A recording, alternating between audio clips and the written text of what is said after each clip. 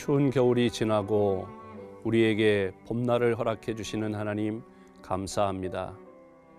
봄의 따뜻한 기운처럼 하나님의 따뜻한 은혜와 사랑으로 오늘 하루도 인도하여 주시고 그 따뜻한 주님의 사랑받은 우리가 그 사랑을 사랑하는 이웃들에게 나누어 주는 복된 날 되도록 인도하여 주시옵소서.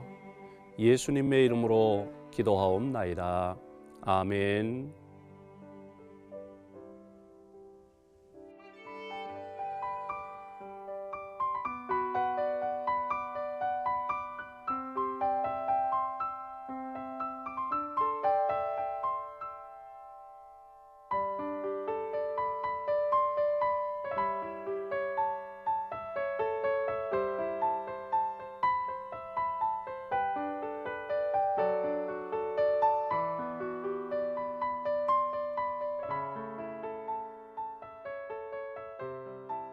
기도로 여는 하루, 신일성결교회 백병돈 목사입니다.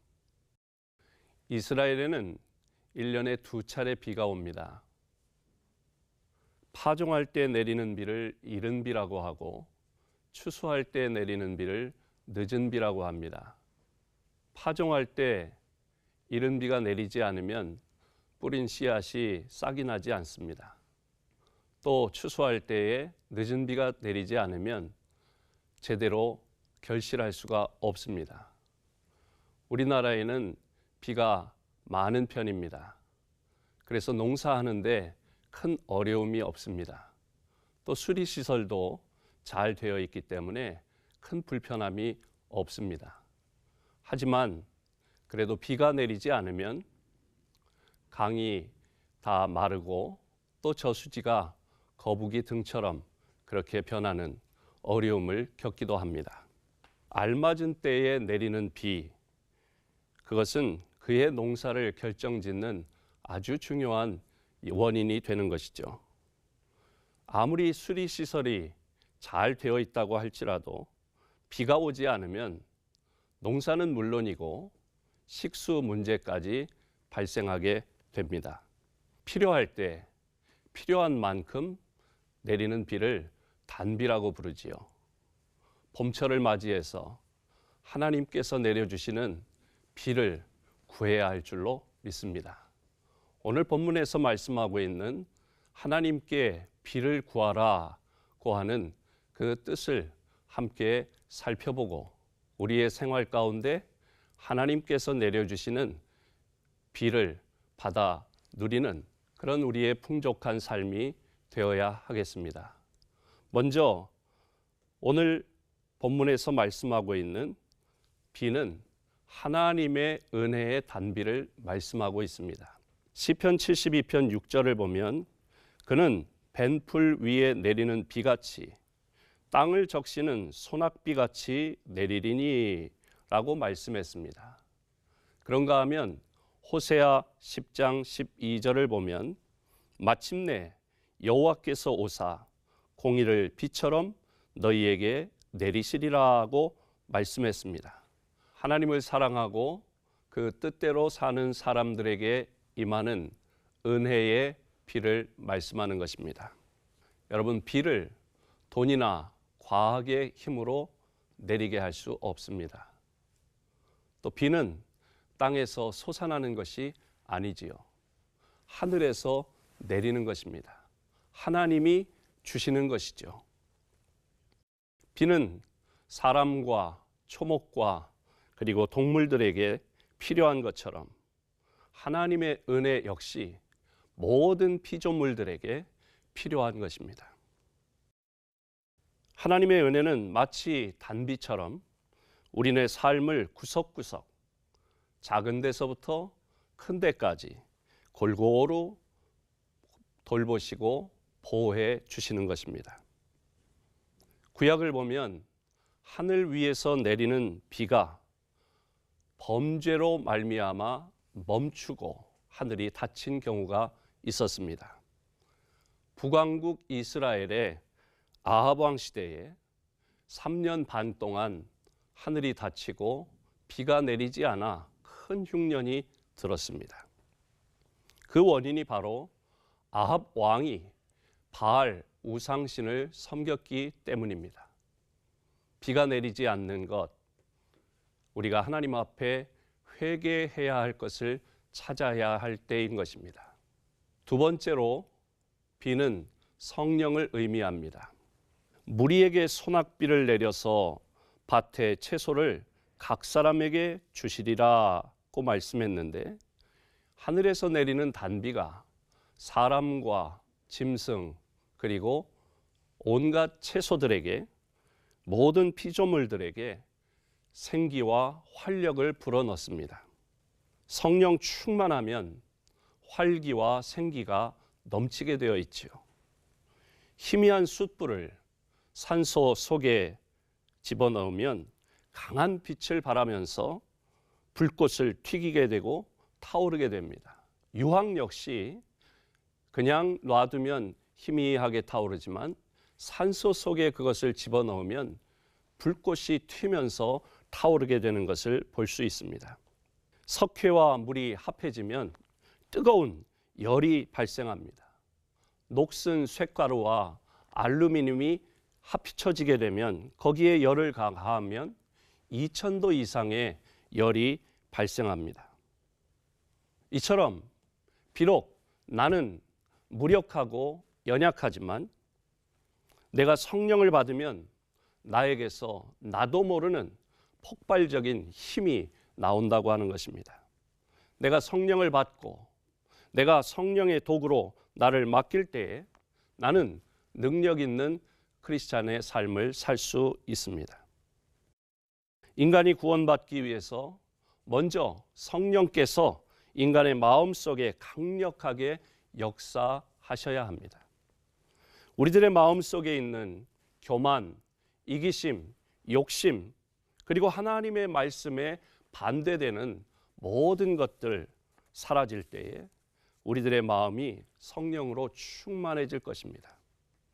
만일 우리들의 마음이 세상적인 것들로, 욕심으로, 탐욕으로 가득 차 있을 때에는 성령이 계실 자리가 전혀 없는 것이죠. 바울은 에베소 교회 성도들에게 성령 충만을 받으라고 말했습니다.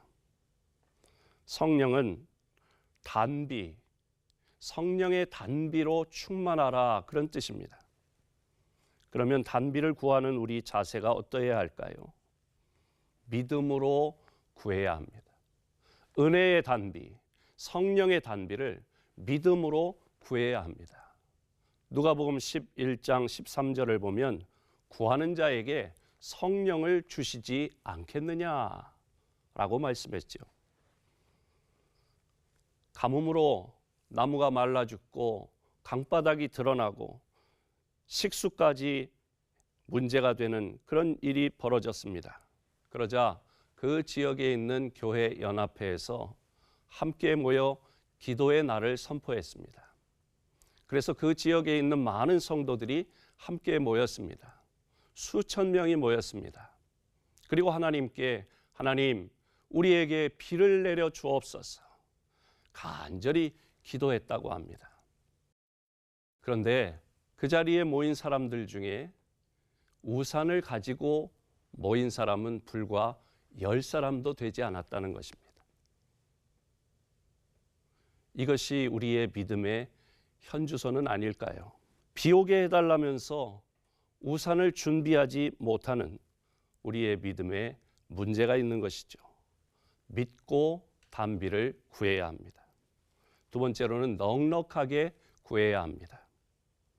가뭄으로 갈라진 땅에 내리는 비는 넉넉하고 흡족하게 내려야 합니다.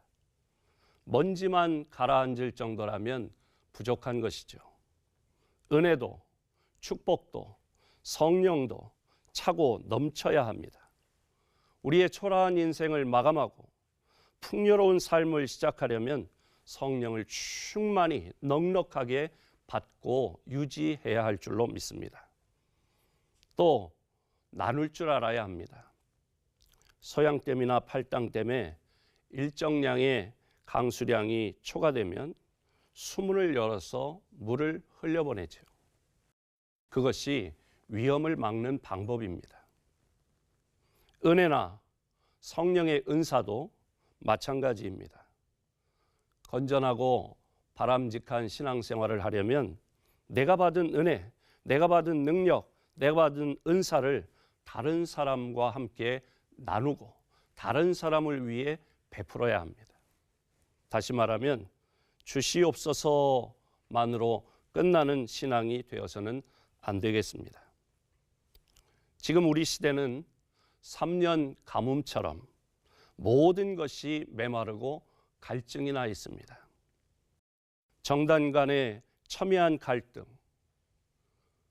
미투 운동으로 표면화되고 있는 도덕성의 상실, 윤리기강의 붕괴, 청소년의 탈선, 우상 종교의 창궐 등 먼지가 풀썩거리는 메마른 광야와도 같습니다.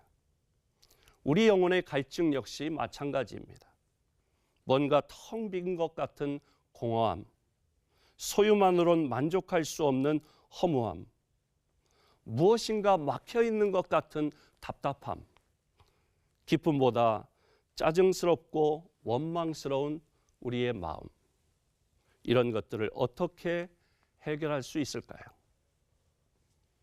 봄비가 올 때에 구름을 일게 하시는 여호와께 비를 구하라. 무리에게 소낙비를 내려서 밭의 채소를 각 사람에게 주리라고 하시는 주님의 말씀을 마음에 깊이 새겨야 하겠습니다. 오늘 우리에게 주신 말씀을 마음에 새기면서 조용히 묵상 기도하시겠습니다.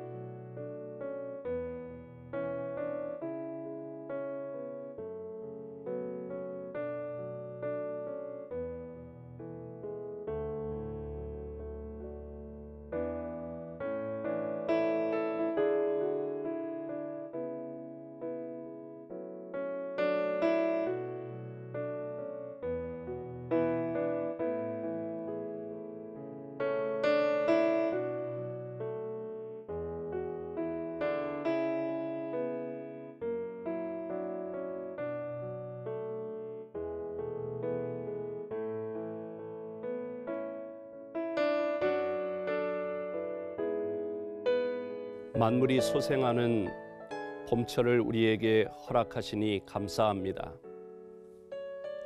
이 봄에 얼어붙은 모든 얼음이 녹고 딱딱했던 땅에 부드러워지면서 새싹이 돋아나는 이 봄에 우리 메마른 강산에 넉넉한 단비를 주시옵소서. 그리하여 밭의 채소가 풍성하게 하여 주시옵시고 결핍된 우리의 가정에 은혜의 단비를 허락하여 주시옵시고 메마른 우리의 심령 가운데 성령의 단비를 부어 주시어서 주님의 은혜의 단비로 말미암아 우리의 삶의 현장이 생기가 돋아나게 하시고 풍요롭게 하여 주시옵소서. 예수님의 이름으로 간절히 기도하옵나이다. 아멘.